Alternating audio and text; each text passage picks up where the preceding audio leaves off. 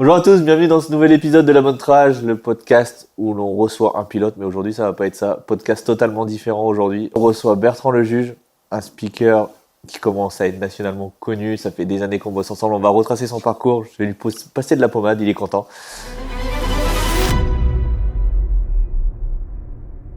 Bertrand, je pensais jamais te recevoir ici, mais bon, t'es passé par la Bretagne, donc bienvenue sur La Bonne Trage. Je sais pas comment je dois le prendre. Présentation très simple.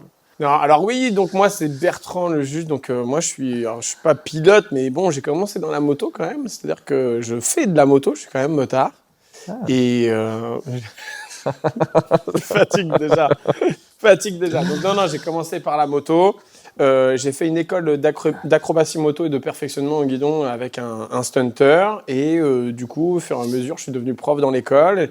Je l'ai accompagné après en tant que cascadeur. Et c'est comme ça que je suis devenu speaker animateur. Okay. Parce que sur des shows, justement, il n'y avait pas beaucoup d'énergie et il y a eu des spectacles que je voyais, que je regardais et il n'y avait pas d'interaction. Et un jour, j'ai pris un micro et ça a commencé comme ça. Tu nous as pas dit ton âge, tu nous as pas dit d'où tu venais, tu vois, une brève présentation. Ok, qui tu es. bref, présentation. Ok, donc moi, c'est Bertrand, je prends 40 ans là dans quelques semaines, dans quelques jours. Ah, c'est pour ça. Exactement. Ou ça force de te côtoyer peut-être. Ouais, je pense. Ouais. Et donc du coup, je vais t'appeler Sylvain tout le truc, ça te dérange pas vu que tu si je m'appelles t'appelle Bernard. Ah, ok, d'accord. Et donc moi j'habite Le Havre en Normandie, donc la puissance du sport du Havre. Et ouais. Donc voilà. Et donc malheureusement je t'ai croisé il y a déjà quelques années. Et bien trop longtemps. Nos trages, je sais pas si c'est les bonnes trages que nous avons tous les deux. Pour nous deux, je crois pas. Pour nous deux. Mais voilà, on a l'occasion de se croiser régulièrement sur des événements ou de travailler ensemble. Première fois à Saint-Pierre-sur-Dive en c'est 2022. Ça, 2022, ouais, 2022, 2023. 2022, 2022 c'était déjà. Retour de l'après-Covid, Las Vegas, tout ça. Donc c'était un de mes premiers shows en France après mon retour. C'est ça. Et puis du coup, il y a eu aussi. Ah mais après il y en a eu plein. Hein. Ouais, mais 2022, il y a eu aussi Festival Hangar 01. Oui, directement, Hangar 01. Ouais. Directement. Ouais, c'était l'année d'après, là où j'avais créé mes shows. Ouais, c'est ça. Donc ouais, on s'est enchaîné. Et puis ouais, c'est vrai qu'on se retrouve régulièrement sur des. On a dû faire une petite dizaine de shows, je pense, depuis. Ouais, déjà ensemble, ouais. Malheureusement. Ouais. Et au final, t'as atterri à Ride the Show, quoi. C'est ça. Tu m'as demandé, tu m'as supplié de venir. Ça. Ouais. Et comme je t'ai supplié de venir ici aujourd'hui, quoi. C'est ça, pareil. Bertrand, viens. Faut que ça tourne, faut qu'il y ait de la... Ouais, super. Je vais au kiné, je te croise, tu me fous la honte devant tout le monde. En plus, c'est vrai. Ouais. Peut-être, Anto, il arrivera à faire un petit montage où il mettra le clip. Peut-être. Bref, voilà, la présentation est faite. Bertrand, ça a donné quoi au tout début ? Parce qu'on parle des bonnes trages de la vie. Bertrand, le Juge, petit, il faisait quoi ? Les études, ça donnait quoi ce futur grand speaker national ? Grand speaker national, je sais pas. J'ai commencé, je pense que c'était tout tracé, sauf que je le voyais pas. Et j'avais des parents qui voulaient que j'ai une voie un peu tracée, mais dans le sens, un boulot, travailler dans des grosses boîtes, etc. Mes parents ont très vite vu que j'étais quelqu'un qui travaillait pas beaucoup à l'école. J'avais des capacités, et d'ailleurs sur mes bulletins, j'en ai revu un il y a pas longtemps, c'était écrit a des capacités mais ne les exploite pas, néanmoins très bon clown. Donc voilà, le métier de l'animation, en tout cas l'animation, je l'avais déjà bien avant. Ouais. Que ce soit dans les repas de famille, que ce soit dans les salles de classe, que ce soit avec les copains et les copines, j'ai toujours été quelqu'un qui aimait animer, fédérer, rassembler et surtout faire rire les gens. Donc voilà, j'étais quelqu'un qui faisait déjà du vélo. J'aimais bien faire déjà un petit peu le casse-cou en vélo, mais on était la génération encore à être dehors, donc on n'était pas trop devant les écrans. Du vélo, fan de moto, puisque du coup mon père était et est toujours motard. Okay. Donc voilà, je voyais la moto dans le garage, je me disais un jour je ferai de la moto. J'avais mon petit cousin qui avait une QR50 et donc j'attendais qu'une chose, c'était qu'il me la prête. Il avait du mal à la lâcher quand même, si tu me regardes Thomas, il avait du mal à la lâcher ta moto. Alors toi tu l'avais tout le temps. Donc j'avais demandé à mes parents moi d'avoir une moto aussi, ça n'a jamais été le cas, mais voilà, j'ai toujours été bercé par ça. Donc tu as toujours gravité et eu l'envie de t'approcher autour de ces disciplines. Ouais, c'est ça. Et après, j'ai eu la période de l'adolescence où j'ai eu un scooter pour avoir de l'autonomie parce qu'on avait déménagé en campagne. Donc, scooter au bout de 15 jours, scooter tout neuf, et je m'amusais à faire des wheelings. Sauf qu'au bout de 15 jours, je l'ai retourné, mais je l'ai tourné, vraiment retourné. J'ai frotté tout l'arrière. J'ai réussi à le refaire tomber sans le faire tomber sur les côtés. Donc je faisais déjà la serpillière déjà en scooter. Et voilà. Donc j'ai été Que t'as fait en duo, après on y reviendra. Oui, voilà, Ok, parce que ok. effectivement, je fais une cascade sur des spectacles de moto avec Rolf Circus, Ouais. où justement, je m'accroche derrière une moto avec des genouillères en titane. Donc, tu vois, j'avais un avenir tout tracé, en fait. Ok. Donc ça a fait mal là.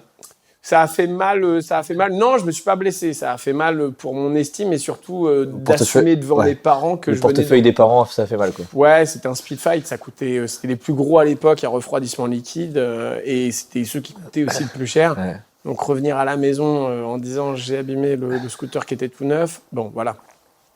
Donc, mais bon, j'ai été privé, et puis après j'ai repris le scooter et j'ai continué, je faisais des wheelings. Donc, T'as vu que la carrière de pilote était pas pour toi, du coup t'as animé les shows quoi. c'est ça. Personne m'avait remarqué quand j'étais plus jeune. Mais voilà, ouais, j'ai continué à faire du wheeling, faire frotter les béquilles, rouler avec les copains. On avait déjà créé une sorte de petit groupe de club où on roulait à 30, 40, 50, Ok. 50 cm3, tu vois, qui était voilà, plus ou moins personnalisé, avec des pièces performance, etc. Où tu vois, il y avait des scooters, des motos quittés. Donc on était déjà dans ce truc-là, tu vois. Le fait de se rassembler autour d'une passion et j'ai continué comme ça. Et après, la moto m'a intéressé beaucoup les voitures aussi. À la Ok. période de l'adolescence, beaucoup les voitures, le drift voiture. J'allais au Paris Tuning Show. Ok. J'ai vu les premiers shows de stunt aussi, voilà, quand j'avais 15-16 ans. Et puis, bah, voilà, c'est marrant, aujourd'hui, je me retrouve dans ce genre d'univers, alors que c'était pas du tout Et à l'adolescence, tu t'es orienté vers quel style d'études? Alors j'étais au lycée, j'ai fait des études générales parce que je savais Ok. vraiment pas ce que je voulais faire et ni où aller. J'avais pas de vocation, j'avais pas un métier type, tu vois. Je voulais pas être médecin, j'avais pas quelque chose. Ah, il y avait pas BEP speaker quoi. Donc, Non, il y avait pas BEP speaker ou animateur ou troubadour, tu vois, pas encore. Et j'ai vraiment fait des études générales. J'ai redoublé 2 fois au lycée. pour être sûr. Non, parce qu'en seconde, t'avais 3 mois de vacances, donc déjà c'était pas mal. Et je m'étais pété la main en terminale. Ah, t'aimes bien de péter la main toi. Ouais, bah ouais. Et du coup, j'ai dû refaire une terminale parce que je me suis pété la main 2 fois de suite et donc j'ai pas pu repasser le rattrapage du bac. Oh, toi, niveau excuse, t'y vas à fond quoi. Tu te pètes la main pour pas pouvoir passer. Ah ouais. Tu te dis avec un peu de chance, ils vont me le donner. Ouais. La galère. Donc j'étais le plus âgé au lycée, je venais en bagnole et tout. Il y avait un prof, il disait, ah, Bertrand, là, il a été déposer ses gosses avant d'arriver. Donc c'était assez drôle. Non, j'ai vraiment Tu galéré. touchais le RSA du coup. Ouais, déjà à l'époque. Non, mais j'ai galéré niveau études et c'est vrai quand on sait pas quoi faire, c'est un peu et quand on n'est pas travailleur, j'étais pas quelqu'un qui pouvait rester derrière une chaise, derrière une table pendant des heures et des heures. C'était pas mon truc. Je l'ai fait, mais Tu reprends plus. non, je le referai plus. Oh non, retourner en études, non, ça serait pas T'imagines possible. passer une formation aujourd'hui ou... Non, ça serait, courte, oui. Ouais. Et encore, ça dépend le modèle de la formation, mais sinon, non, c'est vraiment plus pour moi. Donc voilà, après, une fois, j'ai réussi quand même à obtenir mon bac. Je me suis mis à travailler, parce que j'ai commencé la fac, j'ai arrêté au bout de 6 mois. C'était pas pour moi, pas assez de... La même chose, je fais pareil. Voilà, j'étais pas assez de suivi, en fait. Ouais. J'étais trop libre. Pourtant, j'allais en cours, mais Mais t'étais pas là. Bah, j'étais là sans être là. Ouais. Je voyais pas trop vers quoi ça allait me mener. Et donc, j'ai continué, voilà, j'ai continué pendant 6 mois à la fac. Et après, j'ai arrêté. Je me suis mis à faire des petits jobs en intérim. Mon père m'a trouvé un boulot là où il travaillait. Okay. Je devais faire 1 mois. Et en septembre, je devais reprendre quelque chose. Mais ne sachant pas quoi faire, en fait, j'ai eu une opportunité de travailler pendant 1 an. Donc, dans un métier qui était assez physique. Et je me suis dit, j'ai travaillé avec des gens qui étaient cassés, qui arrivaient en fin de carrière, qui étaient cassés physiquement et qui gagnaient un SMIC. Ah, tu les voyais où t'allais aller quoi. Ouais, je me suis dit non, je peux pas. Alors j'ai eu des bonnes opportunités dans ce métier-là où j'ai bien gagné en étant chez mes parents. Mais c'est vrai que quand ça s'est terminé, je me suis dit il faut que je reprenne mes études en alternance parce que j'avais goûté au fait de gagner de l'argent et d'avoir un peu d'autonomie maintenant. Et j'ai repris mes études en alternance. J'ai fait un BTS management des unités commerciales pour gérer des magasins. Okay. Et après, j'ai fait une licence en management des gestions des entreprises, pareil, toujours en alternance. Donc j'étais jusqu'au bac plus 3 et je me suis arrêté là parce que... Et là, tu gravitais toujours ou tu surveillais le monde de la moto et voiture toujours durant ce moment-là? Ouais, toujours.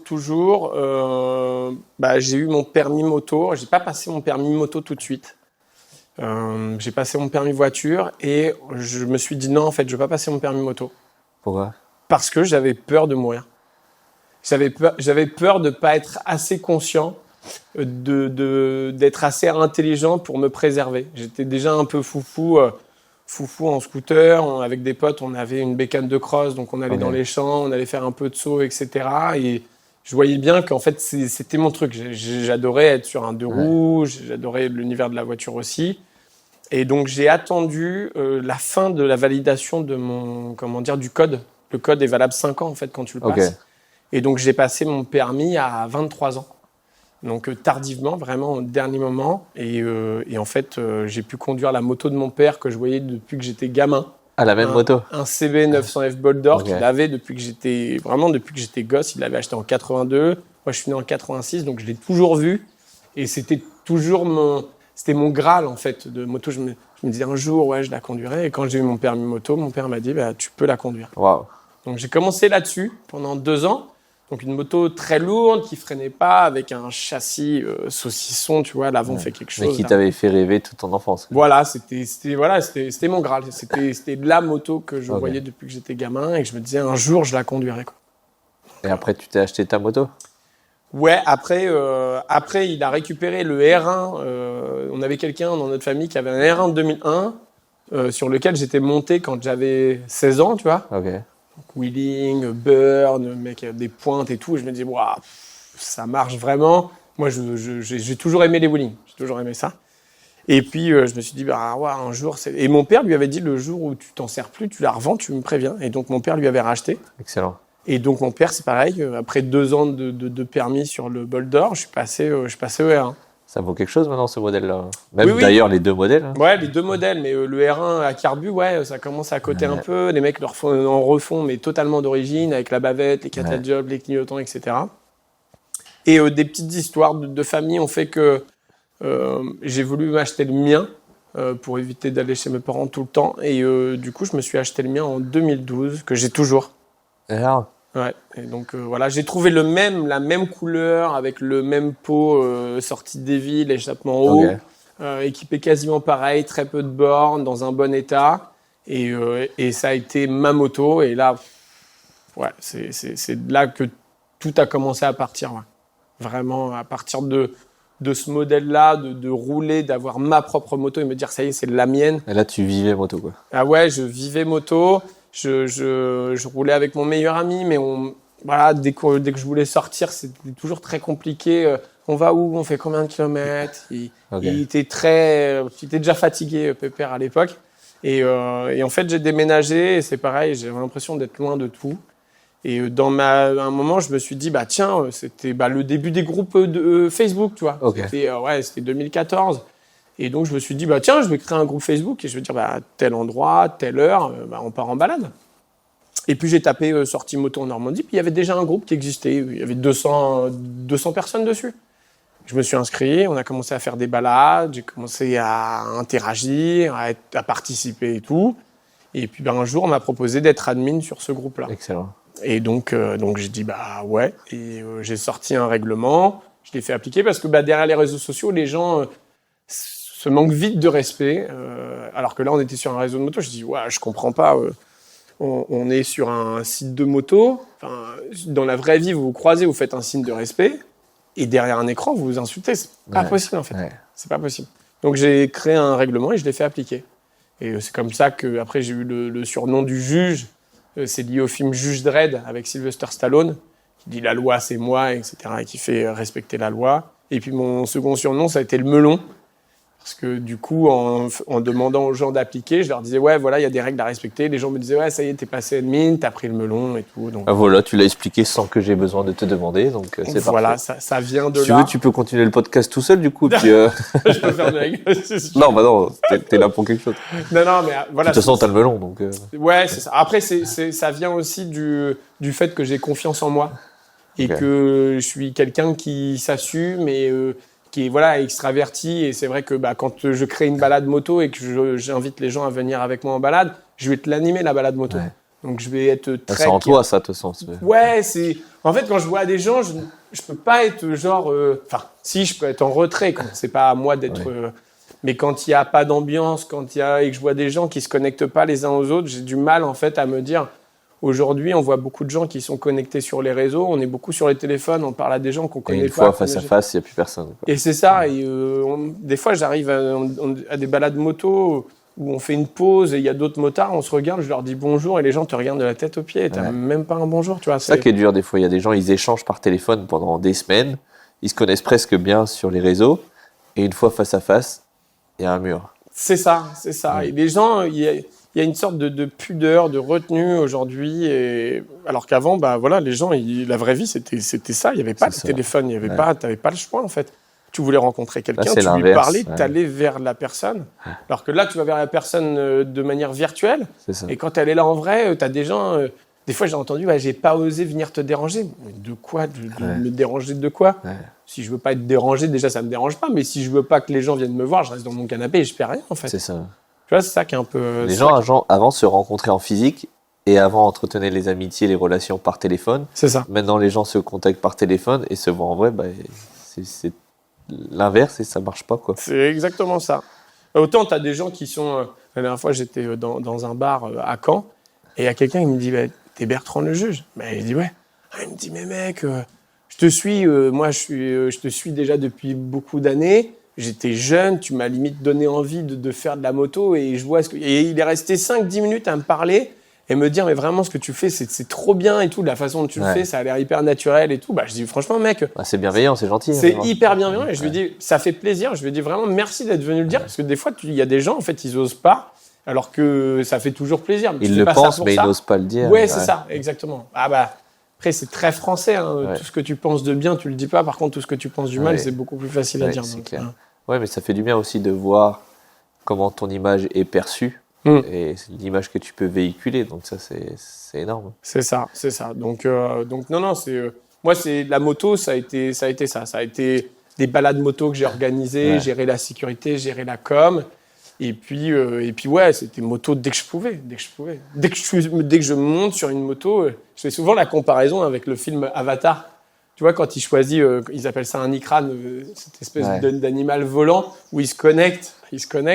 Et moi, quand je monte sur une moto, j'ai cette sorte de connexion. Je suis pas mécano. Je suis pas voilà, c'est pas mon truc. Et par contre, tu me mets sur une moto, je suis bien. C'est une sorte de bulle. Je suis dans mon casque. C'est ta carapace, quoi. Ouais. Je sais pas si je peux dire que c'est comme une carapace ou comme un. Ou c'est ta pièce manquante. Non, tu te sens complet. C'est pas une carapace, parce qu'une carapace, ça sert à protéger. Justement, c'est ta pièce manquante, tu te sens complet, quoi. C'est ça, c'est un espace de liberté. Pour moi, la moto, t'as pas ça autant dans la voiture. J'adore la voiture, mais je sais pas, être dehors, c'est un truc qui. Ouais, je comprends. Donc, t'es arrivé à ce groupe-là, t'as créé ce groupe Facebook, ça a pris cette ampleur-là. Mais à quel moment, du coup, tu es arrivé à commencer l'animation ou plus graviter ta vie perso dans où est Bertrand le juge aujourd'hui? Alors, ça a été la rencontre d'un stunter qui s'appelle Rob Circus. Que je suivais, il était du Havre et que je suivais, j'avais vu son premier spectacle, son premier show professionnel en 2012. Je le suivais, il faisait des vidéos YouTube, des vidéos très différentes de ce qu'on avait l'habitude de voir, parce que sa compagne est danseuse et il mélangeait l'acrobatie moto et la danse, et avec des scénarios, etc., dans des hangars. Vraiment, il y avait quelque chose qui était très scénarisé et très spectacle. Et un jour, il a lancé une école d'acrobatie moto, de perfectionnement en guidon, justement sur Le Havre. Et quand j'ai vu ça, j'avais déjà vu des spectacles de stunt. Et quand je voyais des stunters ou des stunteuses faire des acrobaties, quand je repartais des spectacles, je me disais, mais je suis vraiment nul, en fait. Je sais rien faire avec une moto. Eux, tu les vois, la moto, elle est comme ça, ils montent dessus, ils font de l'escalade sur la moto alors qu'elle est en wheeling avec l'équilibre et tout ça. Le burn aussi que je comprenais dans l'univers de la voiture, mais alors le burn en moto, je me dis mais comment ils font vraiment pour maîtriser ça? Et quand il a lancé ça, je me suis dit tiens, je vais m'inscrire. Et donc j'ai fait justement des cours de perfectionnement au guidon sous base de stages de stunt. Ok. Et donc j'ai appris à découvrir donc l'univers du stunt et surtout à maîtriser les bases, on va dire, pour rouler plus en sécurité, pas forcément pour aller faire le débile sur route, mais pour se dire bah tiens, si un jour j'essaye une moto et qu'elle part en wheeling, qu'est-ce que je peux faire pour me sauver, si à un moment la moto elle dérape, elle glisse, qu'est-ce que je peux faire, etc. Ce qui devrait presque être obligatoire, je pense. Ce qui devrait être obligatoire. Tu vois, on en parlait ce week-end, justement, j'étais sur un événement moto où ils font des stages de perfectionnement. Et je disais, en fait, à chaque moto, limite, on devrait aller repasser un stage pour apprendre et choses qu'on ne fait pas. Pour anticiper le jour où... Exactement. Jamais, avec une moto, tu vas sur un parking, tu vas faire de la maniabilité ou tu vas faire un freinage d'urgence. Tu vas le faire le jour où tu en as besoin. Sauf qu'en fait, tu maîtrises pas ta moto, tu maîtrises pas toi-même, en fait, tu ne te connais pas. Donc, c'est un peu dommage. Mais voilà, c'est à partir de ce moment-là où, en fait, j'ai adoré. Je me suis assez bien débrouillé. On a eu un coup de foudre amical avec Rolf, parce que j'avais beaucoup d'énergie, il faisait beau et tout, et les gens, tu vois, ils faisaient 2-3 trucs, des séances de wheeling, des séances de stoppie, puis après, ils étaient sur le muret, puis ils attendaient. Et je disais, tu sais, on était par groupe de 3, et puis je dis, bah, qui y va là, qui y va? Moi, j'étais déjà chaud, tu vois, et les gens, non, mais vas-y. Ah, bah, je dis, moi, j'y vais, et donc toute la journée, je faisais ça. Et on a vraiment bien matché avec lui et sa chérie. Et puis bah après je suis revenu, j'allais voir, et puis j'ai fait un autre stage, et puis on s'est bien entendu. Puis un jour il m'a demandé à le dépanner sur une journée où il lui manquait un prof l'après-midi. Ok. Donc je suis venu, et puis bah avec ma bonne ambiance et ma bonne humeur, et puis ça s'est bien passé. Et un jour il m'a appelé, il m'a dit écoute Bertrand, j'ai besoin que tu me rendes service. Ben, je lui ai dit dis-moi. Il m'a dit j'ai besoin que tu t'accroches derrière une moto et que tu te fasses traîner sur les genoux. Mais je dis t'es sérieux là? Tu veux pas qu'on fasse un déménagement comme tout le monde? Je peux pas te dire oui ou non, j'ai jamais fait. Et donc, on a fait des répétitions. Et ça s'est super bien passé. D'où la serpillière. D'où la serpillière, effectivement, la serpillière, parce que je me laisse traîner derrière une moto sur des genouillères en titane. Et puis, on est parti en septembre, je crois que c'était septembre 2016. On est parti faire un spectacle dans le nord de la France devant des milliers de personnes. Et donc, c'est des spectacles qui sont scénarisés et c'est là que c'est parti. Et régulièrement, avec eux, je partais. Ok. C'est comme ça que... Donc, non seulement à côté, j'avais mes balades que j'organisais, j'avais mon réseau de motos à gérer, les balades que j'organisais, les événements que je faisais. Et à côté, je partais les week-ends avec eux, pour le plaisir d'être avec eux et de faire des spectacles. Ah, ça n'a pas été juste ponctuel, c'était récurrent. Ouais, c'était récurrent, ça me prenait du temps, on était partis quand même assez régulièrement. Mais voilà, j'étais dans une période aussi, j'avais vécu un divorce très difficile. Ah. Et donc, du coup, j'ai pris du temps pour moi. J'ai pris du temps pour me prioriser. J'avais une semaine ma fille et l'autre une semaine où je ne l'avais pas. Donc, quand j'avais ma fille, je m'occupais beaucoup d'elle et donc c'était très prenant. Et quand je ne l'avais pas, c'était mon moment aussi à moi d'avoir du temps pour moi et de penser qu'à moi. Respirer. Ouais, tu te retrouvais, quoi. C'est ça, de me retrouver et surtout de te dire, quand tu as un enfant, c'est vrai que tu dois penser à l'enfant et tu as tout le temps cette vigilance, etc. Et tu fais tout pour ton enfant. Et quand je l'avais pas, c'était moi. Donc la moto, vendredi soir, j'organisais un apéro motard. Le samedi, on était parti en balade moto. Le dimanche, je refaisais une balade moto. Je faisais 1000 bornes dans le week-end, quoi. Ok. Donc c'est vraiment à partir de ce moment-là, ça a été 2015, 2016. Ça a été une sorte d'évasion aussi pour toi, j'imagine. Ouais, ça a été une sorte d'évasion. Ouais, une sorte d'évasion. Je me suis mis à fond dans la moto parce que c'était quelque chose qui me plaisait. Et là, j'avais plus besoin de me freiner, en fait. Ok. Parce que du coup, quand j'étais avec mon ex-femme, forcément, même si c'est quelque chose qui te plaît, tu vas te freiner parce qu'il faut accorder du temps au couple, à ta vie de famille, ce qui est tout à fait normal. Mais du coup, tu peux pas te mettre à fond dans quelque chose. Cette deuxième partie de vie m'a permis de me mettre à fond dans quelque chose et de plus me mettre de barrières. Et c'est aussi ça où tu t'es dit, c'est vers là que je veux aller professionnellement ou pas? Au début, non, pas du tout. J'avais un job de commercial, dans des grosses boîtes. J'ai travaillé pour des grosses boîtes et tout, pour le milieu professionnel. Et puis, je faisais ça à côté. Et les gens me disaient, mais pourquoi tu ferais pas vendeur de moto et tout? Je dis, ah non, tous les vendeurs de moto, c'est ceux qui sont le plus dans la moto, mais qui en font le moins. C'est vrai. Donc, je voulais pas de ça. Moi, je voulais continuer à en faire. Et de faire mes balades et de faire se rencontrer les gens autour des balades et des événements moto que je pouvais organiser. Mais c'est un moment, c'est quoi? C'est en 2018. j'étais sur un show et il y avait un spectacle de trial, freestyle. Et donc, nous, on faisait un spectacle à côté. Et donc, eux, ils étaient là. Et il n'y avait pas un bruit, pas d'applaudissements, pas de speaker, pas d'ambiance. Les gens comme ça sur les barrières. Et là, j'ai dit à mon pote, je peux pas les laisser comme ça, je vais prendre un micro. Puis il m'a dit, bah, vas-y. Je dis, mais non. Il est parti me chercher un micro, il me l'a donné. Là, je suis parti sur la piste. Et c'est comme ça que ça a commencé. Et là, les mecs qui faisaient du trial, les frères Vaillant, ils sont venus me voir, ils m'ont dit, mais Aurélien? Ouais, exactement. Il était avec moi en Allemagne en 2016. Voilà. Et donc, ils avaient un super spectacle parce qu'ils donc deux frangins. Et donc, ils faisaient du breakdance, ils faisaient du trial en même temps. Et c'était scénarisé. Et ce qui est assez rare. Et donc, moi, j'aimais bien ça. Et quand je voyais le peu de réaction du public, je dis, mais non, mais c'est pas possible. Et donc, à la fin, ils sont venus me voir. Ils m'ont dit, mais mec, tu nous as sauvés. Trop bien. Et le public, pareil. J'ai vu le public qui rigolait et tout ça. Et je le fais de manière très naturelle, comme je le fais sur mes balades moto. Ouais. Et ça a commencé comme ça. Et là, je me suis dit, tiens, il y a un truc. Et quand on allait en spectacle, les organisateurs me demandaient de prendre le micro. Donc c'est bien. Au début, je le faisais gratuitement comme ça pour le plaisir. Et après, je me suis rendu compte que c'était un métier en fait. Et puis ça te plaisait de plus en plus. Et ça me plaisait. Au-delà de ça, c'était mon truc. T'as senti tout de suite?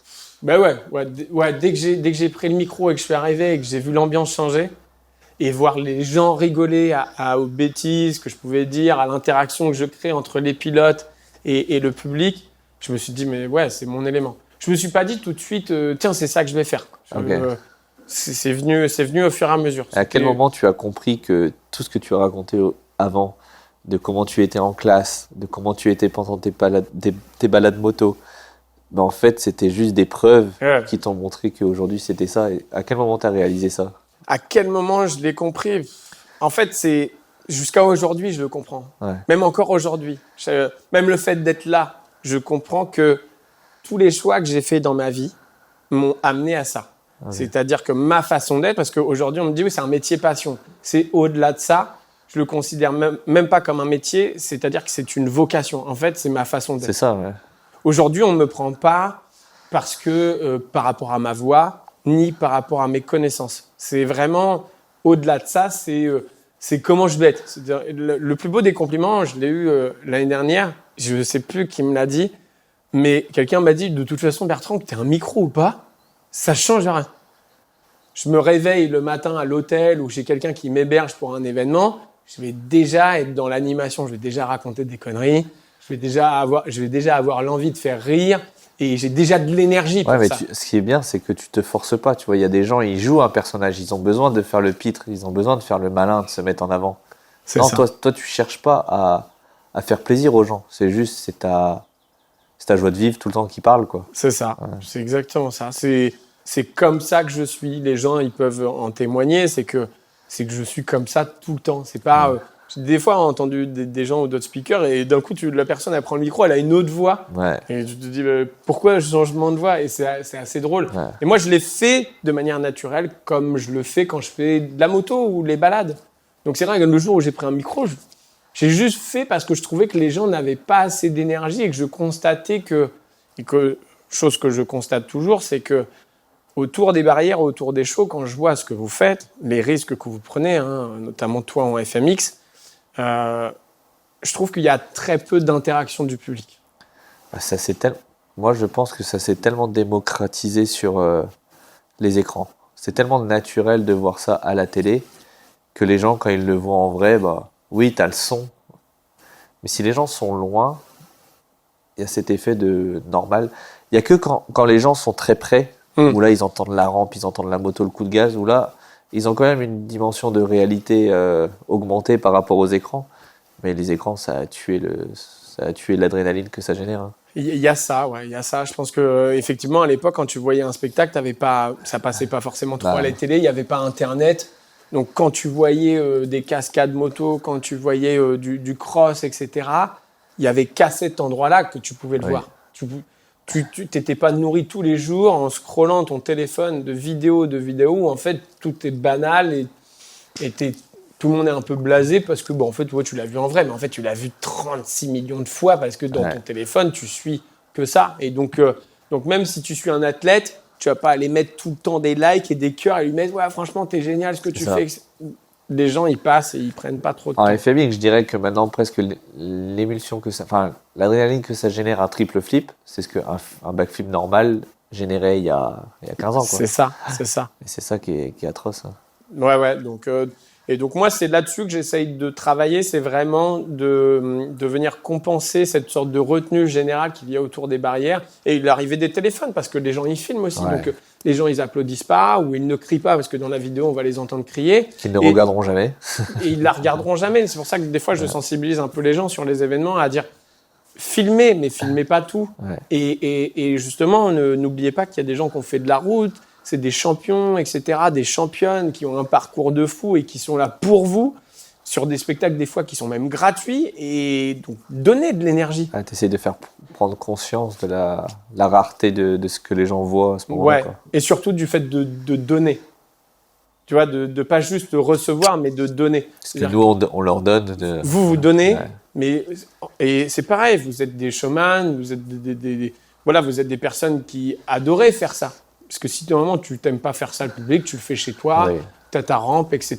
Tu vas faire des compétitions, tu le fais, mais tu le fais pas pour le public. Quand tu décides à faire des shows pour les gens, tu le fais pour toi, à te faire kiffer, mais tu le fais surtout pour eux en fait. C'est vrai. Et donc ils doivent redonner un peu. Et puis c'est pareil, si tu entends le public qui est assez Tu te donnes fou, encore plus. Ouais. bah, ça va te donner encore plus envie de faire Ouais. des choses, de faire des figures incroyables, etc. Et C'est donc, clair que c'est complémentaire, hein, mais toute la presta, que ce soit l'athlète qui vient faire sa presta, le speaker va le mettre en valeur, il va chauffer le public va chauffer le pilote. C'est une mayonnaise, tout ça, hein. Comme je dis toujours, en plus, du coup, ça marche bien dans la moto. On est toutes et tous le maillon d'une chaîne. C'est clair. Et donc voilà, c'est pas. Mais tout le monde est important, effectivement. C'est clair, des fois tu vas sur des événements et c'est comme ça, hein. Tu auras beau avoir le plus beau des shows et le meilleur des speakers, des fois ça prend pas. C'est ça. Et ça, c'est étrange, hein. Tu te demandes pourquoi aujourd'hui ça prend pas. C'est ça. Et tu l'as expérimenté aussi. Ah oui, Et oui. c'est bizarre, hein. Et si tu vas pas chercher le public, des fois je fais des pauses. Du coup, je sais plus. Moi, je voyais mon lacet était défait. Bon, je pose le micro, je refais mon lacet. Et je regarde et j'écoute et je me dis, il y a personne qui. Il y a personne. Alors, des fois, tu as des gens isolés qui vont se mettre à crier, à applaudir. C'est clair. Mais du coup, au lieu que ça fasse comme une traînée de poudre, bah, en fait, non, les gens autour, limite, vont aller le regarder. Au lieu de se dire, bah ouais, tiens, on va applaudir aussi, on va crier et tout. Il y a quelqu'un qui est moteur en plus dans notre coin. Non, c'est très, très calme. Et ça, je t'avouerai que j'ai un peu de mal avec ça.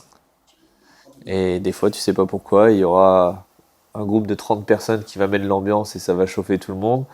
Et des fois, bah, tu auras beau avoir 700 personnes sur un événement et puis rien du tout. J'ai l'impression qu'ils ont la honte d'encourager parce que du regard des autres ou de... C'est exactement ça, Sylvain. T'as tout résumé. Quand je te parle de retenue générale, c'est vraiment...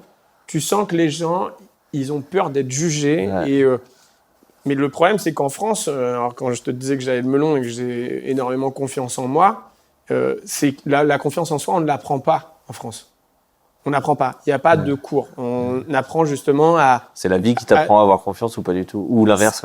C'est ça. Ou elle t'écrase, Ouais, la vie. ouais. Soit tu la prends la vie et tu décides d'en faire ce que tu veux, soit la vie, elle t'écrase et tu n'as pas assez de caractère pour. Et donc, il faudrait que je lance des coachings. Ouais, mais là, par contre, on va changer quelque chose. Du coup, tu as la petite caméra qui est là. Ouais. Et puis, bah, je vais te laisser faire ça. Alors, je vous invite justement à suivre Sylvain et puis Anthony parce qu'il est caché derrière. L'homme dans l'ombre. L'homme de l'ombre, et à suivre La Bonne Trage parce que voilà, justement, il prend le temps d'aller interviewer des pilotes. Alors, il a fait une exception avec moi, peut-être qu'il en fera d'autres. Et voilà, d'aller chercher justement, d'aller voir le parcours des uns et des autres qui nourrissent aussi son univers et l'univers de la moto de manière générale. Et donc, c'est très, très important justement d'aller donner de la force, mettre un j'aime, de repartager de temps en temps. Moi, j'essaye de le faire, mais je connais beaucoup de monde avec beaucoup de talent. Je ne peux pas tout repartager non plus. Et voilà, d'aller mettre des commentaires, d'aller mettre un commentaire sympa de temps en temps. Si on pouvait avoir un peu plus de bienveillance et un peu plus de support, justement, de par les gens qui nous suivent, qui nous apprécient, et ça fait du bien dans ce monde-là. Donc, La Bonne Trage à suivre justement sur tous les réseaux sociaux. Eh ben, c'est plutôt pas mal pour un première prise de parole, ça. Tu vois, il va créer sa chaîne YouTube, il va devenir pilote, cascadeur, doubleur, speaker. J'ai créé une chaîne YouTube, j'ai balancé qu'une vidéo, j'en ai d'autres à balancer.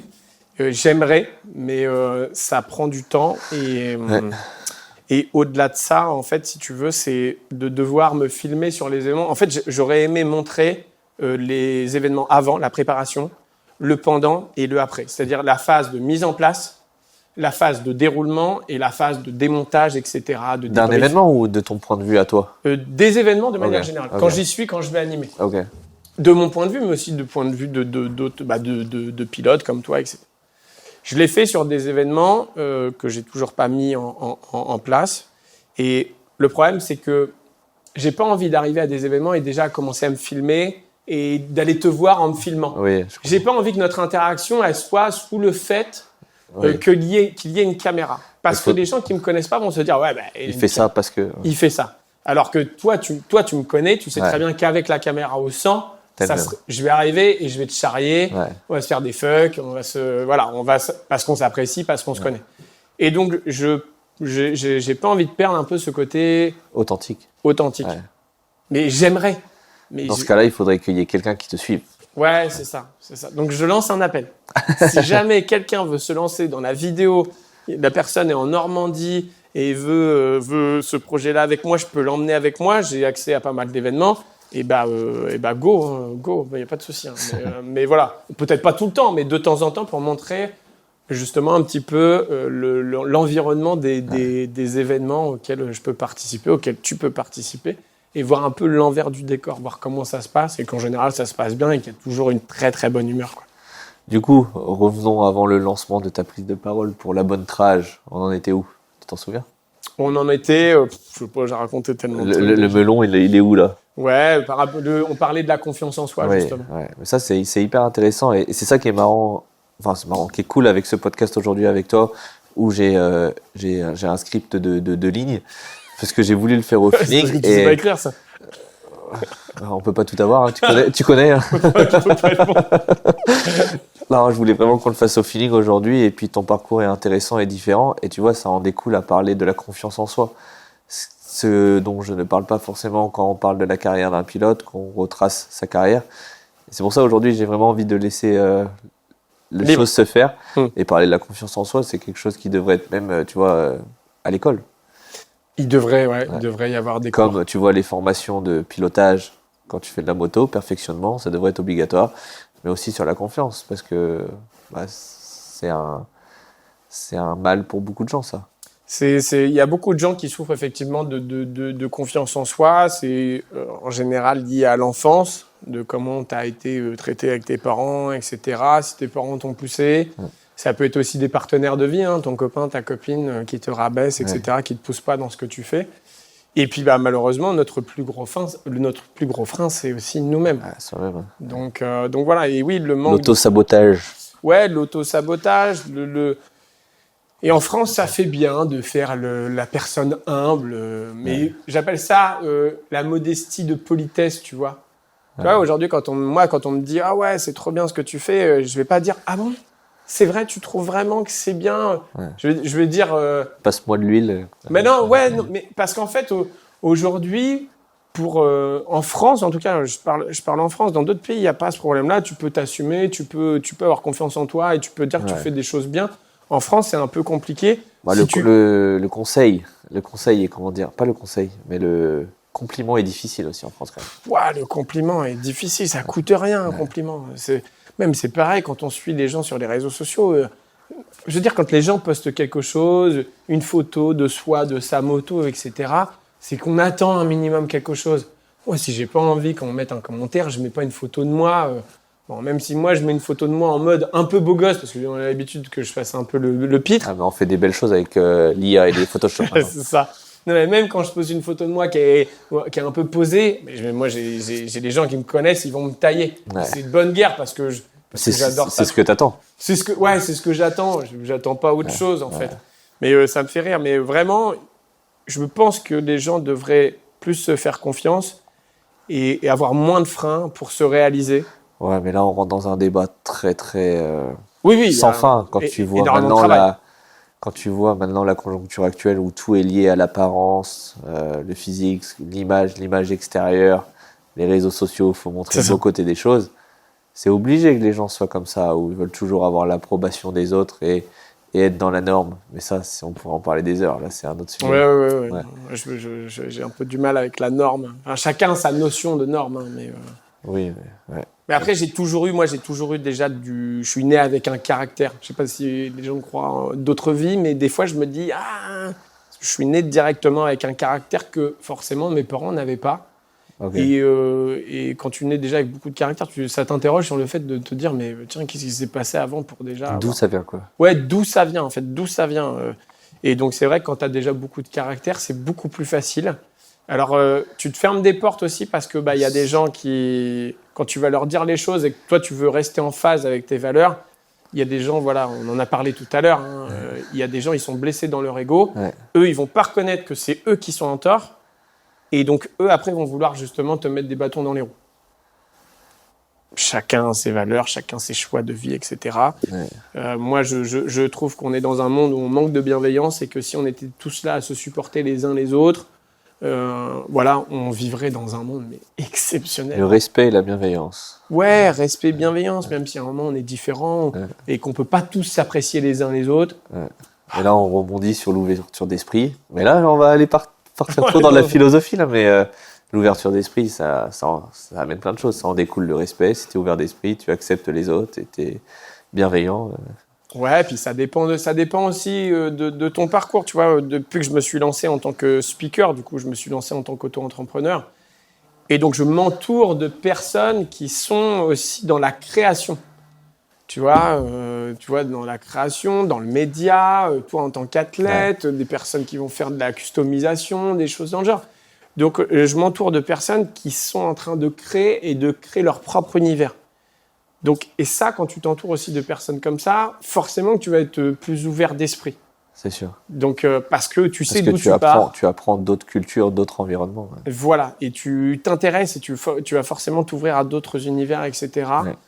Que des personnes qui sont des fois dans un métier qui est très rangé, qui est très formel aussi. Et ça, on peut pas, comment dire, parler mal de ces parcours-là parce qu'il y a des gens, ils ont eu ce choix de vie-là et puis c'est comme ça. Mais quand tu vis qu'une seule chose tout le temps, c'est dur de comprendre le reste. Alors quand tu expérimentes un peu tout, c'est sûr que du coup ton ouverture d'esprit change. Du coup, c'est exactement ça. Et nous, on en rencontre des gens en plus sur les événements chaque week-end. Toi qui a été un peu partout, chaque week-end, c'est des centaines de personnes, des milliers de personnes. Et après, quand tu changes de pays, c'est encore ça. Donc, voilà, tu changes de pays en plus. Donc non, c'est... Ouais, on devrait plus s'ouvrir, on devrait plus se porter les uns les autres, beaucoup plus de positif aussi. Ah là là, ce podcast, il dérive. On va sortir le yin et le yang. On va finir en méditation, tout ça, sans notre respiration. Tu sais que j'essaye, en tant que speaker, à des fois lancer des messages, justement, sur, tu vois, sur notre condition. Là, on est en France, tout va bien, on n'a pas de guerre, même si on manque un peu d'unité en France ces derniers temps. Mais faut réaliser de la chance qu'on a aussi, quoi. Ouais, voilà, c'est ça.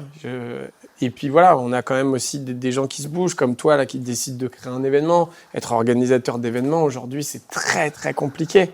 Tu crois, toi? C'est très, très compliqué. Et c'est même triste parce que des fois, tu te dis, mais c'est pas possible. En fait, l'État est en train de tuer un peu tout ça et tu te demandes pourquoi, en fait. Donc, ouais, c'est vrai.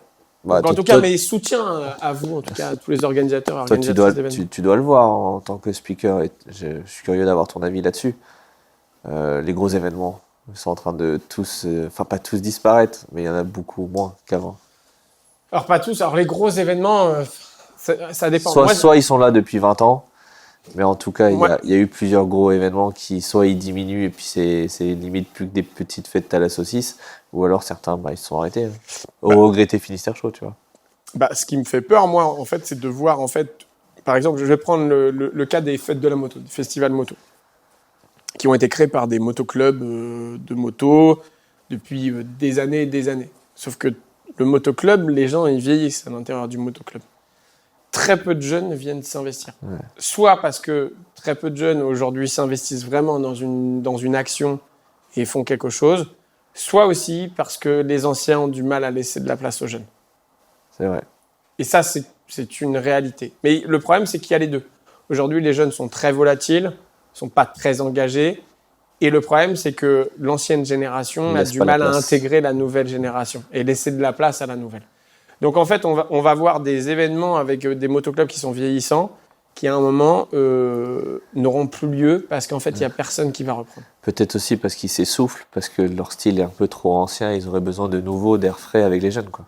C'est exactement ça. Ouais. C'est exactement ça. Et ça devient compliqué. Moi, à un moment, je me dis, oui, il y a des... Alors, dans ce que je peux voir là depuis que je me suis lancé, ça va faire 4 ans que je me suis lancé, c'est que tu peux voir des événements qui vont s'éteindre, mais il y a quand même l'arrivée de nouveaux événements. Ouais. Tu vois, tu fais partie de cette nouvelle génération qui va créer des événements, etc., qui crée déjà des événements. Et il y en a toute une génération qui ont envie de faire des choses et qui s'investissent pour créer des événements.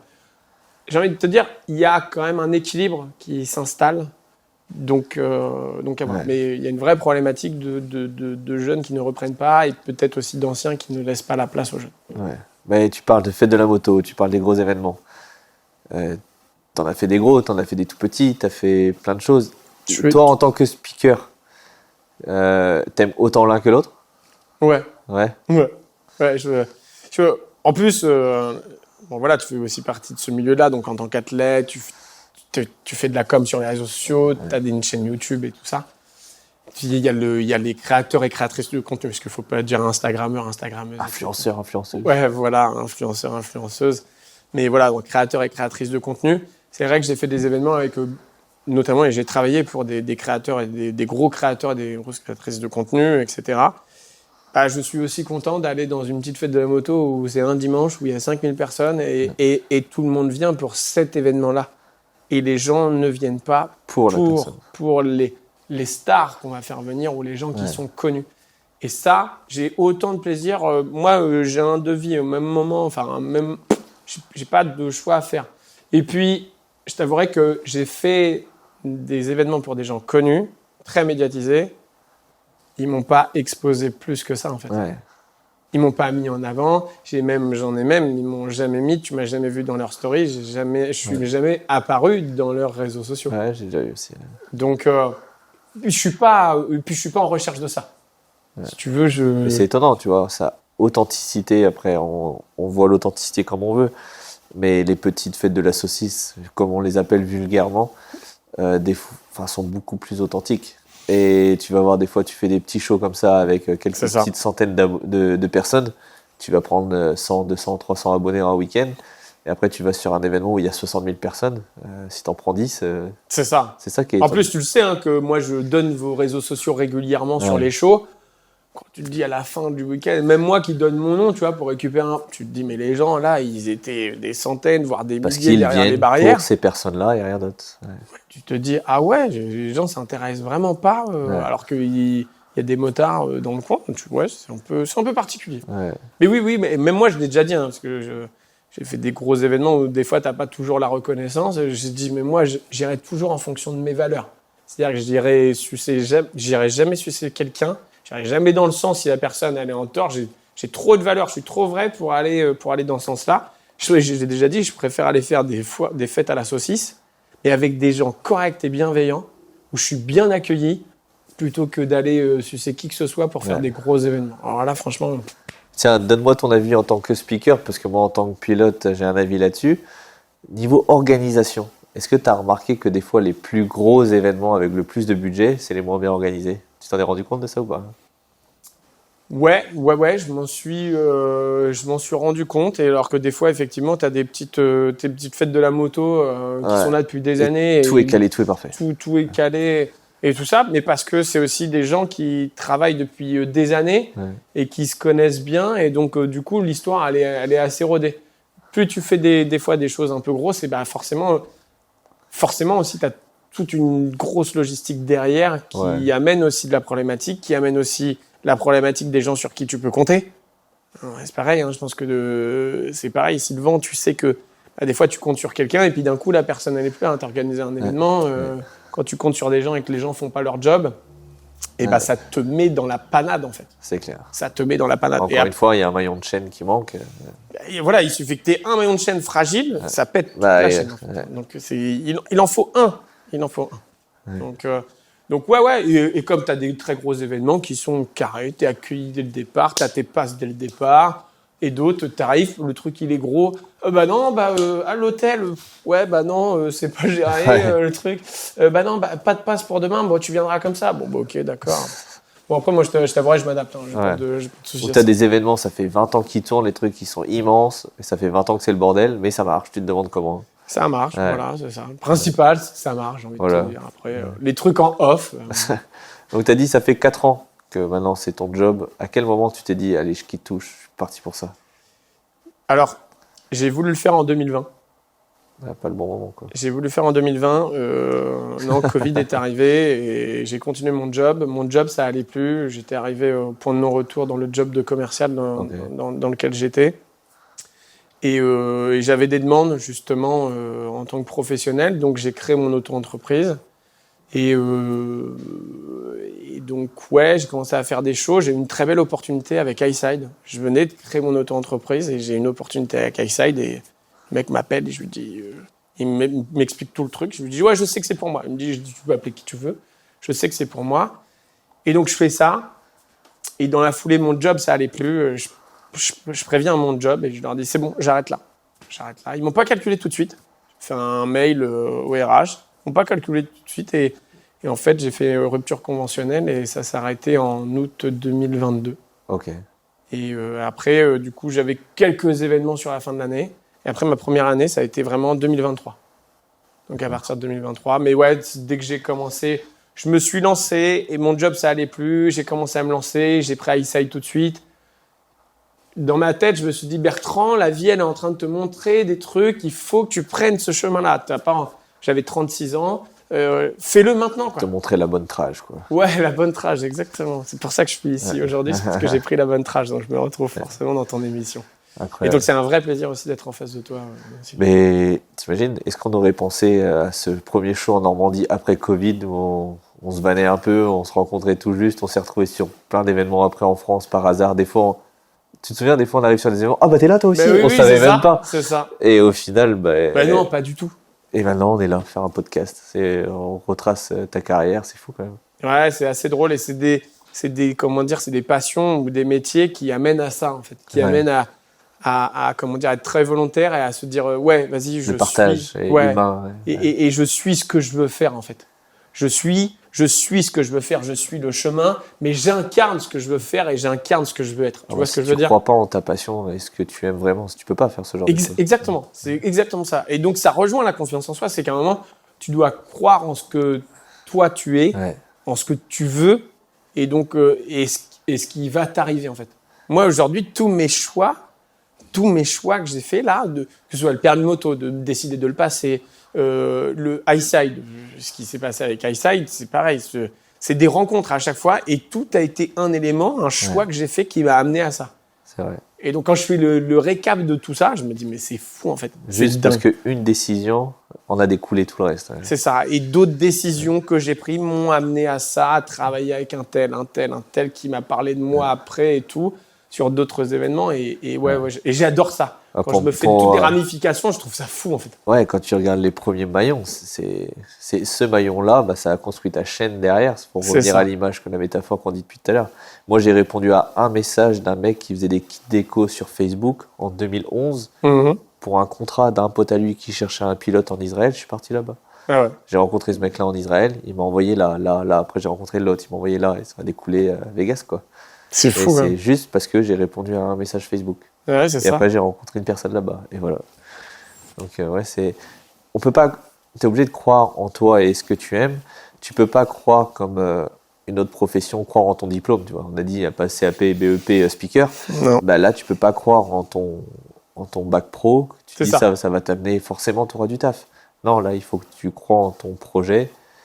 Et ça ramène aussi à la confiance en soi, tout ça, c'est lié, quoi. Ton projet, donc, et le porteur du projet, c'est toi. Donc vraiment, c'est toi, toi-même, de bien t'entourer aussi, d'essayer de bien t'entourer, mais vraiment de se dire, non, c'est bon, je veux faire ça, je vais y aller.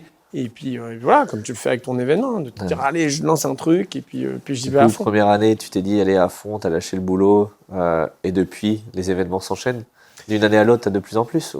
Magie, pouf, et il a tiré sa veste. Waouh, la magie. Okay. Strip podcast. Oh, oui. Comment ça faire chaud avec la cheminée? Ouais, c'est ça, oui. C'est la technologie maintenant. Bref, on a trêve de plaisanterie. Du coup, tu disais de plus en plus de shows au fil des années.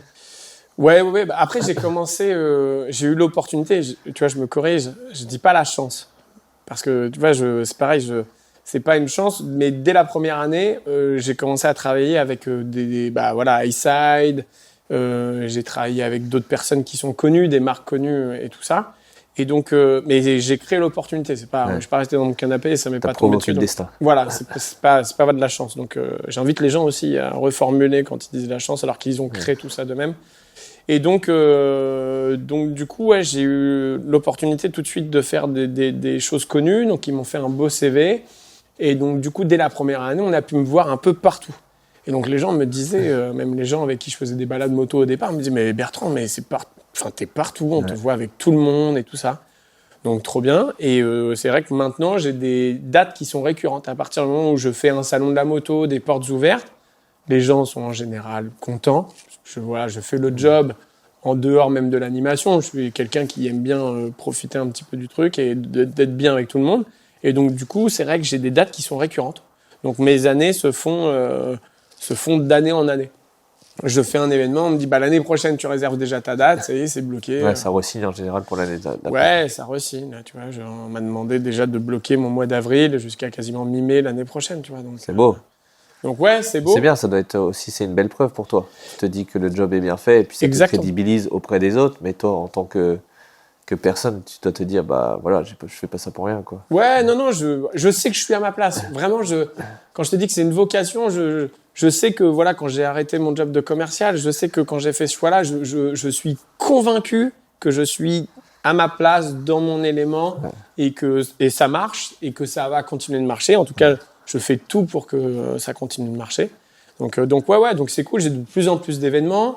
Et du coup, j'ai de plus en plus de récurrence. Alors, ce qui, des fois, me donne moins de place à de nouveaux événements, puisqu'on me demande, mais je suis pas tout le temps dispo.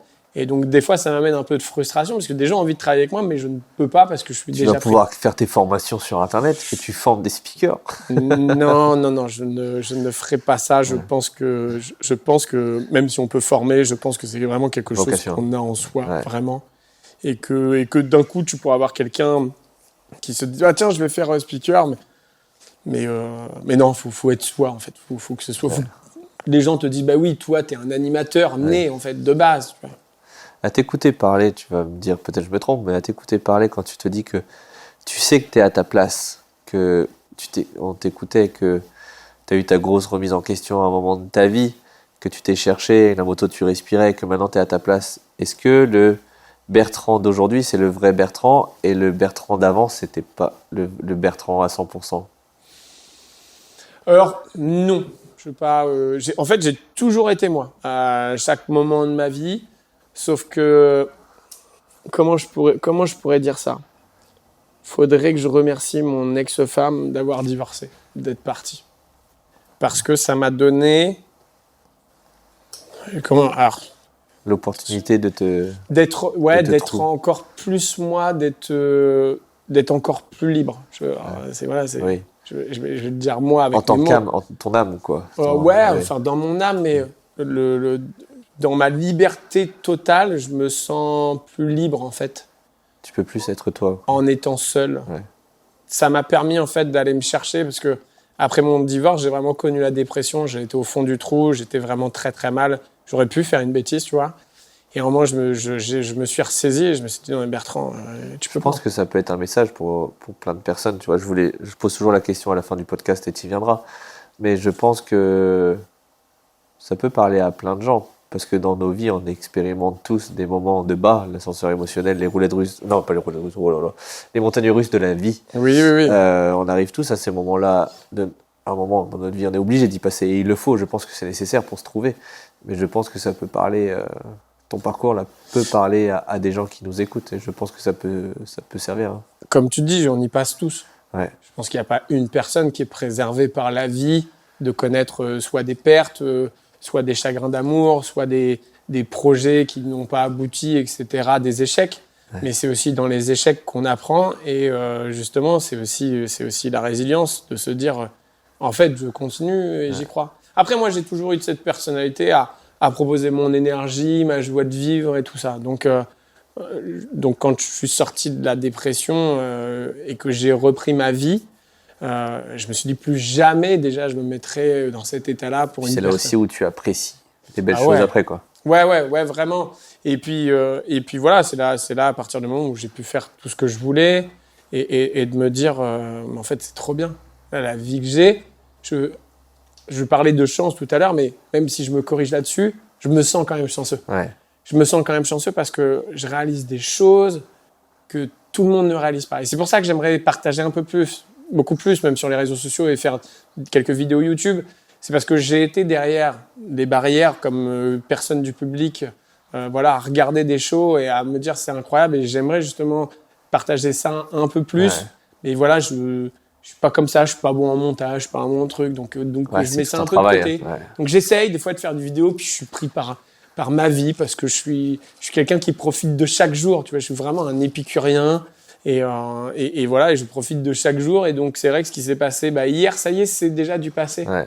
Tu vois, c'est ancré, c'est en moi et j'ai pris tout le positif, mais je prends pour être dans l'instant présent et m'orienter vers le futur. Mais surtout être bien présent dans l'instant présent. T'as réussi à apprendre que le passé ne t'impacte pas dans ton présent. C'est ça. Je veux pas vivre avec des traumas. Ouais. Je veux pas. Voilà, on a vécu des choses. Soit on en fait des traumas et voilà, ou soit on en sort avec une expérience. Et donc des pires expériences, du pire négatif que tu aies pu vivre, il ressort toujours du positif. Mais c'est à toi aussi de le transformer. C'est beau que tu arrives à être reconnaissant de ce parcours et de dire aujourd'hui que ces moments très durs de ta vie, limite, tu es heureux de les avoir vécus. Je suis heureux, carrément. Ouais. Avec le recul, je peux te dire que je suis heureux. Ouais. Forcément, sur le coup, non. Et c'est grâce à ça que tu es devenu ce que tu es aujourd'hui. C'est grâce à ça, que je suis devenu ça parce que j'ai pu le vivre, parce que j'ai choisi de le vivre, en fait.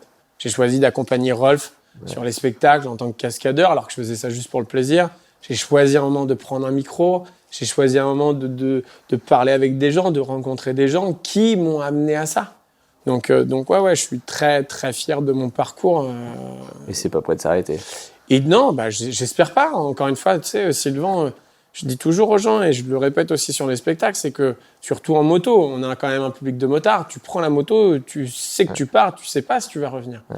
Mais la vie, elle est faite comme ça. Tu sais quand elle commence, tu sais jamais quand elle se termine. Ouais. Donc quand je vois des gens se plaindre, quand je vois des gens qui sont sur des événements, qui font la gueule, sur des événements gratuits, qui sont pas capables d'applaudir, je me dis, mais ces gens-là n'ont pas compris quelque chose, en fait, sur la vie. Ou pas encore, tu vois. Ouais. Ou alors, je sais pas. Ou alors j'ai trop d'énergie, je sais pas, tu vois. Non, ça revient, je pense, à l'ouverture d'esprit. Essayer de comprendre ce que nous, on essaye de donner. Parce que nous, ça revient à ce qu'on disait tout à l'heure. Quand nous, on fait des shows, on essaye de donner quelque chose de l'énergie. Et c'est aussi, tu vois, tu dis ce qu'on a vécu, ce que tu as vécu, et que des fois, les gens derrière la barrière, quand ils nous regardent, ils vivent peut-être un moment mauvais.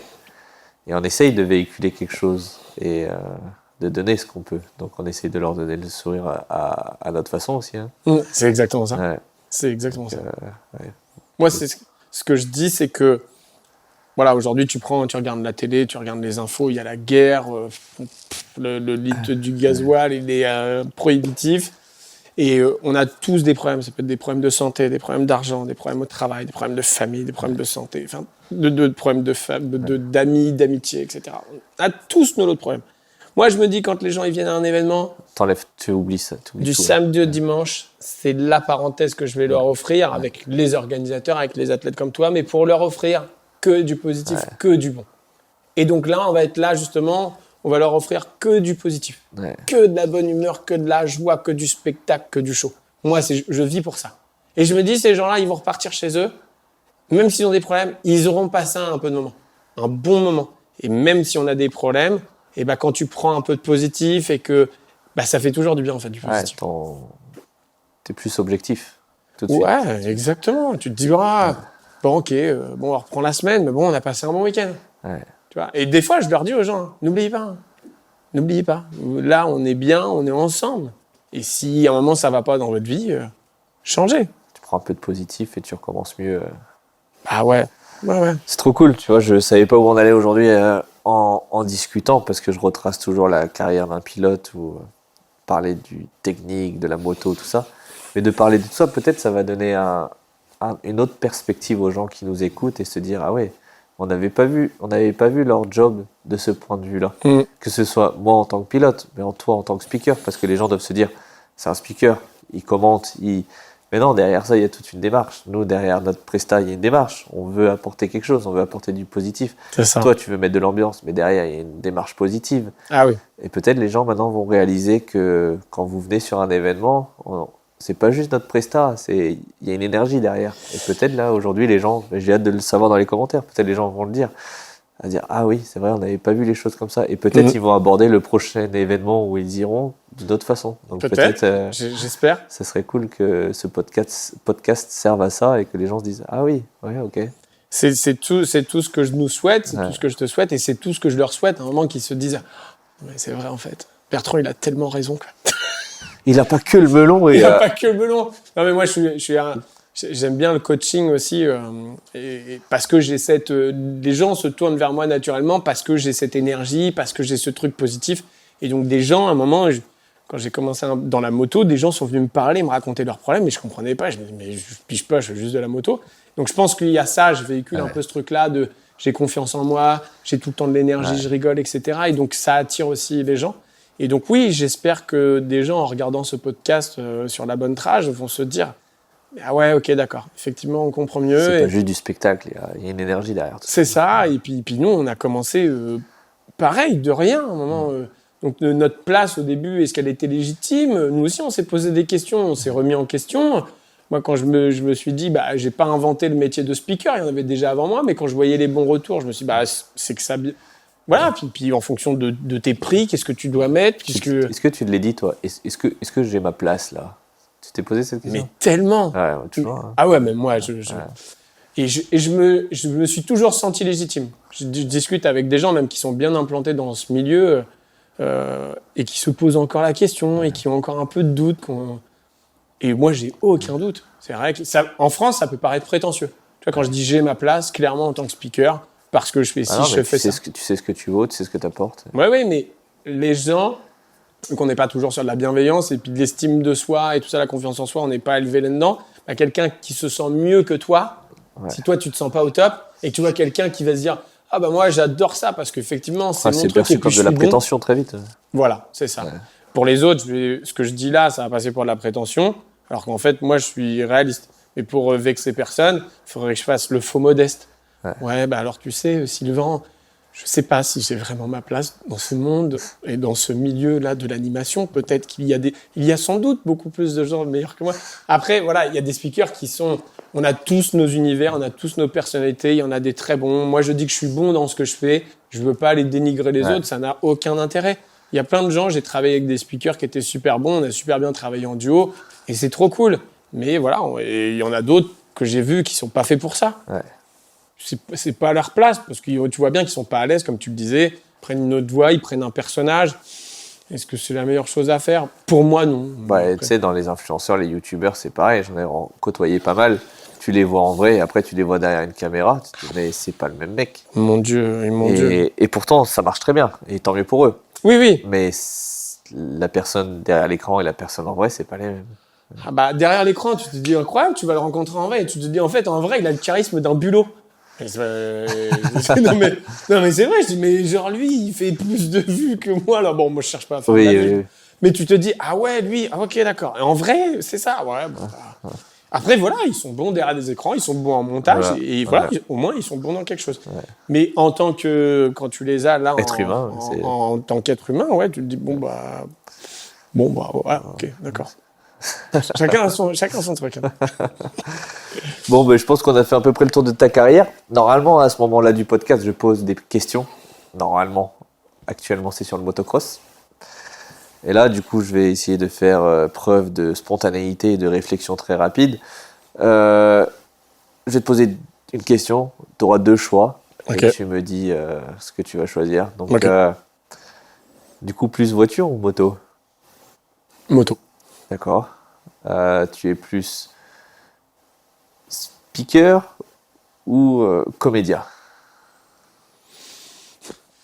Non, speaker. Ok, Je joue pas à la comédie. ok. Alors, qu'est-ce qu'on peut dire d'autre? Oh, bah si, après on peut aller plus dans le détail. Moto de piste ou moto de route? Moto de route. D'accord. J'ai déjà testé la piste, mais moto de route parce que j'adore emmener les gens avec moi en balade et on s'arrête à un troquet, on boit un coup et on discute et on rigole. Et là, tu fais les deux. Stunt ou moto de route? Moto de route. Moto de route. Moi, je suis pas stunter. Ah. Tu vois, j'ai fait Ouais. une école, mais à aucun moment, j'irais dire je suis stunter. Quand les gens, tu fais du... Ah non, je fais pas du Ouais. stunt. J'ai appris, je sais faire quelques trucs, tu vois, je sais faire un peu de wheeling, je sais faire du drift, voilà, je sais faire du burn et du drift en avançant, mais je suis pas, à un moment, j'ai pas une moto et je me suis entraîné pendant des heures, des années sur un spot. À aucun moment, je peux dire que je suis stunter. Donc non. Et par contre, j'adore le stunt. Mais, quitte à choisir, je reste sur mon domaine de prédilection, c'est la moto de route et les balades. Et en tant que speaker, speaker d'événement ou speaker de stunt? Si tu sais, tu veux faire une foire ou juste un événement de stunt? En fait, c'est difficile parce que quand tu as compris que c'était ton truc, aujourd'hui, maintenant, j'aime tout animer. Ouais. Mais mon domaine de prédilection, c'est effectivement le stunt. Donc, je vais te dire le stunt parce que c'est de là que tout est parti. Donc, quitte à pas à dire. Et je suis encore une fois bluffé, malgré les années que j'ai passées à regarder des stunters et des stunteuses, je suis toujours autant bluffé de les voir réaliser ce qu'ils sont capables de faire. Ok. Donc, stunt. Et t'en as fait beaucoup. Et je suis obligé d'y venir. Stunt ou FMX en tant que speaker? C'est chiant, cette question. Mais non, mais là, je suis pas censé choisir. Moi, pendant les événements, je fais stunt et FMX. C'est trop bien. Si demain, t'as un événement avec Presta Stunt ou FMX, t'as le choix. Tu vas à l'événement que tu préfères. Tout est pareil, sauf la discipline. T'es chiant. Vraiment, je te le dis, t'es chiant. Bon, allez, je resterai sur le stunt. Ok. Je resterai quand même sur le stunt. Je t'en veux pas, mais je t'en veux un peu quoi. Même si... après, si c'est toi, j'aimerais. Ok. Je mettrai un casque de piste. C'est ça. Ok. Non, après, FMX, c'est trop cool. J'adore. Je dois encore vraiment bosser sur les figures parce qu'en plus, votre discipline évolue constamment. Ouais. Donc, sur le long, maintenant, c'est plus une seule figure en un saut, c'est vous en enchaînez plusieurs, etc. Donc, mais j'adore, je trouve ça impressionnant. Et moi qui ai fait un tout petit peu de saut en cross à l'époque, avec une 125 YZ, je me dis, waouh. Bah, t'as à moitié répondu à ma prochaine question. C'est fini les doubles questions. Je voulais te poser la question, qu'est-ce que tu en penses du FMX? Donc, tu y as déjà un petit peu répondu, mais c'est quoi ton avis sur le freestyle motocross? Bah, je trouve ça ouf. Que ce soit pour le public, en tant que speaker, en tant qu'athlète. Moi, je trouve ça ouf. C'est une discipline en plus qui a bien évolué avec l'arrivée de vos gilets airbags, enfin de vos, pas des gilets airbags, mais des airbags, des rampes de réception là qui sont gonflables. C'est génial parce que maintenant vous pouvez les implanter quasiment n'importe où. Donc vous pouvez démocratiser aussi ça. Et moi, je trouve ça toujours impressionnant la hauteur que vous prenez, le fait de. Je me dis comment on est capable de réaliser des figures, d'avoir quasiment la moto à bout de bras ou de lâcher la moto. Enfin, je me dis c'est fou. Les backflips, je me dis c'est encore plus fou. Et de réaliser des figures dans les backflips. Enfin, je suis l'actualité. Je te suis toi en tant que pilote. J'en suis d'autres. Je suis des pages qui sont spécialisées dans les shows et dans tout ça. Et je me dis waouh. Et tout ce que je ne sais pas faire moi, j'ai une sorte d'admiration. Je suis admiratif de tout ce que je ne sais pas faire moi. Donc c'est pour ça que quand je vois les gens qui réagissent pas, je me dis les gens sont blasés, c'est pas possible. On en a fait pas mal des événements en plus en toutes conditions. On a fait des événements où au niveau météo, c'était un calvaire, où c'est la roulette russe pour nous en tant que pilote. C'est ça. T'as expérimenté tout ça aussi, toi. Monter sur la réception avec moi, les rafales de vent, la pluie, les très beaux temps. On a tout fait. Ouais. Monter sur la réception, avoir la moto qui arrive juste à côté de toi. sentir le vent aussi. Moi, en plus, j'ai l'avantage d'avoir les cheveux longs, donc ça sert. C'est pour ça que je te mets sur la réception, en fait. Ouais, c'est comme ça, ça t'indique, t'as pas besoin de drapeau, t'as pas besoin de... voilà, donc tu m'as moi, et donc c'est vrai que tu vois s'il y a un moment d'accalmie ou si ça souffle vraiment. Et donc même moi, je le dis parce que c'est vrai que les gens qui sont au sol se rendent pas forcément compte. Et puis en haut, c'est toujours plus fort. Et ils comprennent pas que nous, on a une feuille en l'air, quoi. Ah ouais, c'est incroyable. Donc non, je suis toujours admiratif. Je trouve ça toujours incroyable. C'est toujours un plaisir que ce soit toi, les autres, mais ouais, t'en as fait pas mal, même avec d'autres collègues en freestyle. Ouais, c'est vrai que, mais voilà, le côté freestyle, FMX, voilà, je trouve ça incroyable. Et en fonction de toutes les disciplines que tu as faites, tu trouves que le public avec le FMX, le public le ressent comment par rapport aux autres disciplines? Il y a une différence? Ouais, il y a une différence. Il y a une différence parce que dans le stunt, je vais te prendre un exemple, tu peux avoir de quelqu'un très très technique. Et quelqu'un qui va juste faire un burn et péter un pneu, et les gens vont être plus excités avec ça qu'avec le côté très technique. Vous, ce qui va impressionner directement le public, c'est les sauts en fait. Le saut déjà en lui-même, la hauteur que vous allez prendre. Et là, on se dit wow. Oui, pour le saut. Ouais. Mais après, tu pourras faire toutes les plus grosses figures à l'endroit. Si tu es le meilleur technique au monde à l'endroit, mais que tu fais un backflip, les gens vont être waouh sur le backflip. Un peu le burn, tu vois. Un peu ça. Ouais. En fait, votre backflip, c'est le burn du stunt. Voilà. C'est technique aussi. Hein. Technique, mais c'est beaucoup moins technique que quand tu lâches la moto, que tu la rattrapes et que tu la relâches. Tu vois. C'est ça. C'est ce que tu me disais. Parce que le backflip, ça se travaille dans la rampe. Si le boulot est fait dans la rampe, t'as plus rien à faire. C'est ça. Alors que quand tu lâches ta moto en l'air, il faut que tu la lâches au bon moment et que tu la rattrapes au bon moment. Il faut que tu la rattrapes. Donc je dirais que le flip, c'est un peu le burn du stunt. Mais oui, parce que ça reste impressionnant. On imagine, parce qu'on se dit, on saute, on reste droit, on fait une figure, ok, mais là, il faut envoyer la moto en arrière, enfin, savoir comment doser. Enfin, moi, Alors que si tu relativises un peu la chose et que tu images la chose, c'est une suite logique de la continuité de la rampe. Ouais, alors qu'un saut normal, on contre. Oui, c'est ça, parce que tu dois repartir. Voilà. Mais toi, tu dis ça parce que tu es dans cette discipline-là. Ouais. Quelqu'un qui est en cross, peut-être, qui fait du cross et qui fait des sauts, se dit, en fait, effectivement, c'est peut-être plus facile un backflip qu'aller sauter et d'aller taper une figure en lâchant la moto. Dans certains cas, oui. Ouais. Mais pour le public lambda, public qui apprécie simplement et qui n'est pas spécialiste, c'est vrai que le backflip... Et du coup, double question. Du coup, en freestyle, t'es plus 2 temps ou 4 temps? T'as connu les deux. Ça, c'est intéressant. Moi, je suis plus bruit du 2 temps. Ah, bonne réponse. T'auras le droit de revenir. Très bien. Non, je suis plus bruit de 2 temps, même l'odeur du 2 temps. En freestyle, le 2 temps, c'est quelque chose, je trouve. Ouais, voilà, tu sens le côté nerveux aussi de la bécane 2 temps, hein, quand vous prenez la rampe et tout ça. Puis voilà, les gens qui sont passionnés de mécanique, le 2 temps, c'est quand même quelque chose. Bah oui. T'as dit que t'as fait quelques petits sauts. T'as déjà fait? Ouais. C'était où, quand, comment, sur quoi? Ouais, c'est un terrain privé, c'est en Normandie, c'est dans la campagne aux côtés de Dieppe, ça s'appelle les Grandes Ventes et sur une 125 YZ. Ok. Et les copains avaient ça et donc du coup on faisait tourner la moto. J'avais commencé sur une 85 KX et puis après on avait eu la 125 YZ et c'était un terrain privé et le mec ouvrait ça le week-end et tu pouvais y aller. Et premier saut. Et c'était... Bon, j'avais bien aimé. Ça fait longtemps. Hein. Ok. Ça fait longtemps que j'ai fait. Mais du coup, tu as des bases en moto. Ouais. Certes, ça on le sait. Tu as des bases un peu en saut. Je l'ai dit à chacun. Du coup, tu oserais sauter avec moi ou pas avec moi? Mais si on fait le terrain... Si je te sers bien fort derrière toi, Sylvain, oui. Non, et j'ai les pit bikes, sauter dans le bac à mousse. Tu le ferais? Ouais, franchement, ouais. Et le backflip dans la mousse? Ça peut être une continuité, mais... Vous avez entendu, hein? Vous avez tous entendu, voilà. Mais non, mais vraiment, en plus, j'adorerais. Ça fait partie des avantages de ce que je fais et des rencontres que je peux faire, c'est de me dire, allez sauter pour voir aussi ce que vous vivez et pour encore mieux en parler. Tu vois, là, c'est pareil, je speak des événements avec du drift voiture. Okay. J'ai fait un stage de drift voiture. J'avais déjà fait un peu de drift, un peu de glissade quand j'étais plus jeune. Mais me dire, sentir le truc, là, ressentir pour l'exprimer encore mieux après. C'est ça, ouais.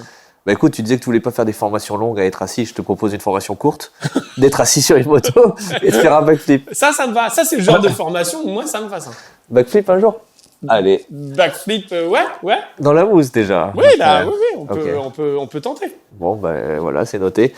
Bon, on est arrivé vers la fin du podcast. Je demande souvent cette question-là. On a été très philosophe aujourd'hui. Je demande aux pilotes en général est-ce qu'ils auraient un conseil ou quelque chose à dire de bienveillant aux gens qui veulent commencer la moto ou qui font de la moto, ou même aux gens, je pense que là aujourd'hui on peut dire aux gens d'une manière générale.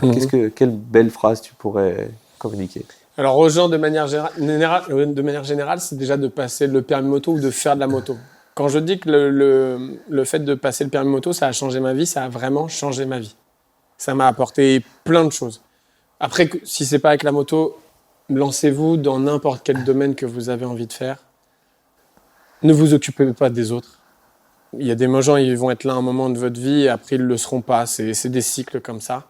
Donc, soyez vous-même, kiffez la vie. Voilà, je le disais tout à l'heure, on sait quand ça commence, on ne sait jamais quand ça se termine. Et puis, ouais, brillez, quoi. Brillez, soyez vous-même, faites-vous plaisir.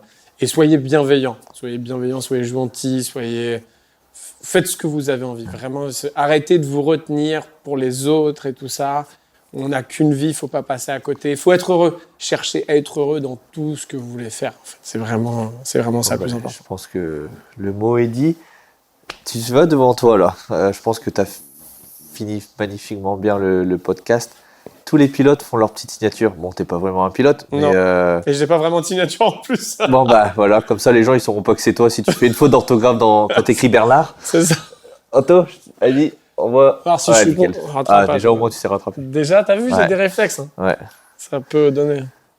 Bon, un de plus.